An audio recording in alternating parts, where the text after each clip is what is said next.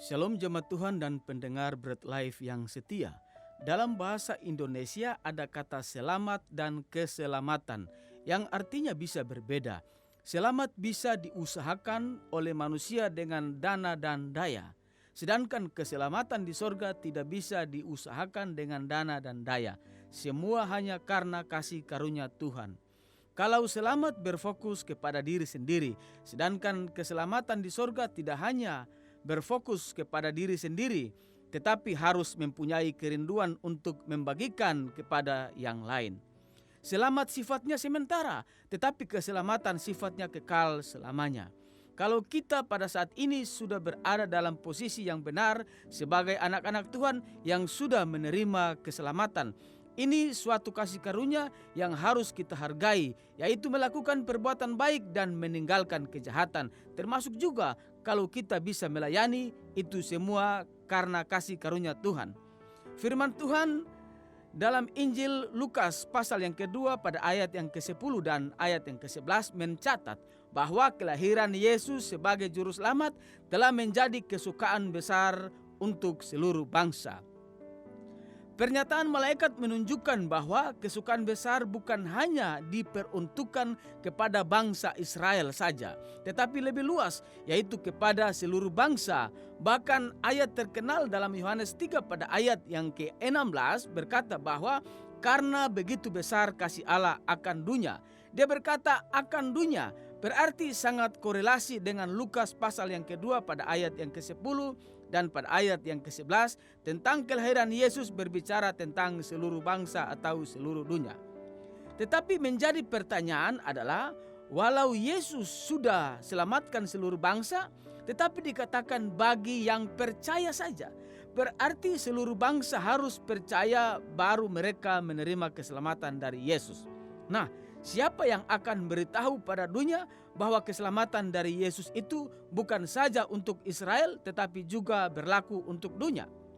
Berita keselamatan ini harus disampaikan kepada dunia. Kalau tidak, dunia tidak tahu bahwa mereka sudah diselamatkan. Untuk itulah Tuhan memberi mandat kepada umat Israel yang telah diselamatkan duluan dan mereka dipakai untuk kabarkan Injil keselamatan itu. Dalam Matius pasal yang kelima pada ayat yang ke-14 sampai pada ayat yang ke-16, di situ Yesus berkata kepada bangsa Israel di atas bukit, "Kamu adalah garam dan terang dunia." Ayat ini terkonfirmasi dengan Kejadian pasal yang ke-22 pada ayat yang ke-18, "Oleh keturunanmu semua bangsa mendapat berkat." Yang pusat adalah Yesus sendiri. Juga dalam Roma 2 pada ayat yang ke-19 berkata, "Dan yakin bahwa engkau adalah penuntun orang buta dan terang bagi mereka yang dalam kegelapan." Ini adalah orang Israel yang dipakai Tuhan untuk menyelamatkan dunia.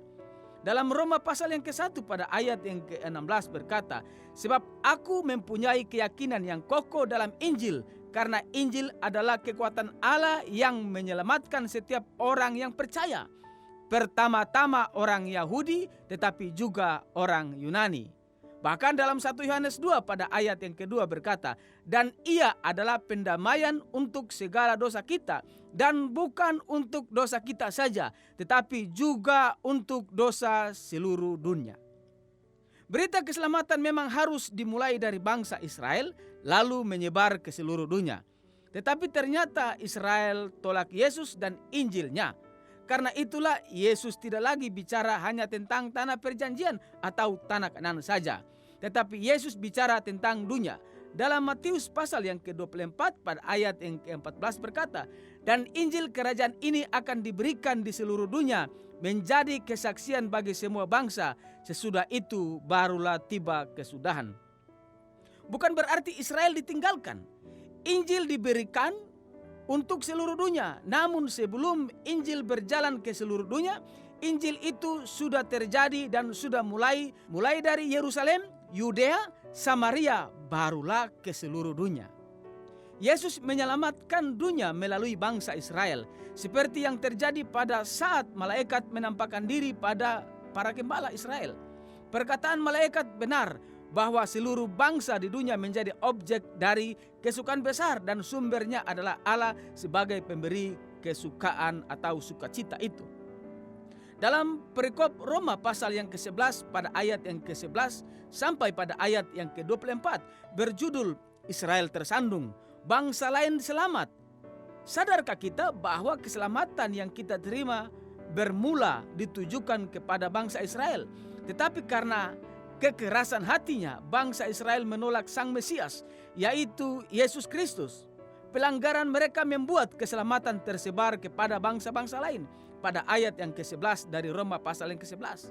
Penolakan mereka menjadi pendamaian bagi dunia di ayat yang ke-15.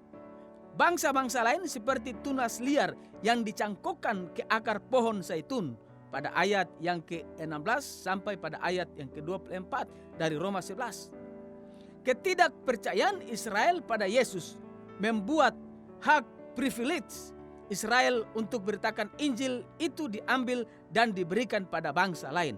Hal ini kita bisa bacakan dan lihat dalam kitab Matius pasal yang ke-21 pada ayat yang ke-43.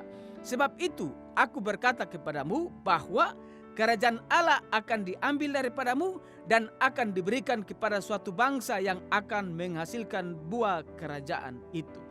Hak privilege memberitakan kabar baik ke dunia ini diambil karena Israel tidak percaya.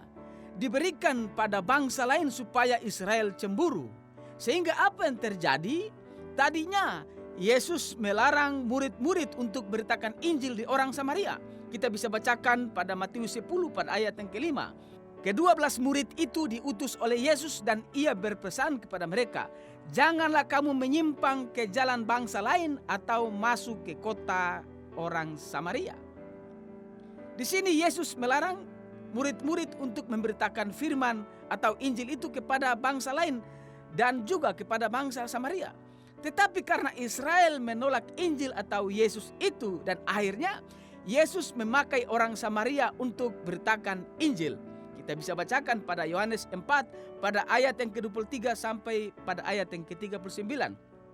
Dan apa yang terjadi ketika orang Samaria menerima Yesus, perempuan Samaria yang dimaksudkan? Apa yang terjadi? Perempuan Samaria dipakai Yesus untuk memberitakan Injil. Yohanes 4 pada ayat yang ke-39. Dan banyak orang Samaria dari kota itu telah menjadi percaya kepadanya karena perkataan perempuan itu. Jadi hak istimewa dari bangsa Israel ini diambil. Hak memberitakan Injil ini diambil dari orang Israel dan diberikan kepada bangsa lain termasuk orang Samaria. Akan tetapi Allah tidak melupakan bangsa pilihannya yaitu Israel. Kasih karunia yang diberikan kepada bangsa-bangsa lain dimaksudkan untuk menimbulkan cemburu dalam hati mereka. Sehingga mereka menyesal dan pada akhirnya berbalik kepada Yesus Kristus serta memperoleh keselamatan. Bagaikan cabang pohon yang telah dipatahkan, kemudian dicangkokkan kembali agar menemukan kehidupan.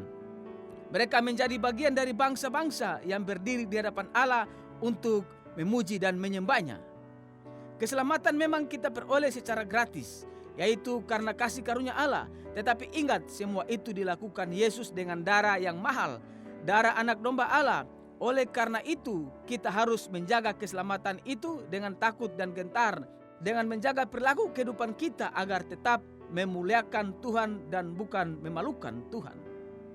Salam sehat rohani dan jasmani, Tuhan Yesus memberkati. Amin.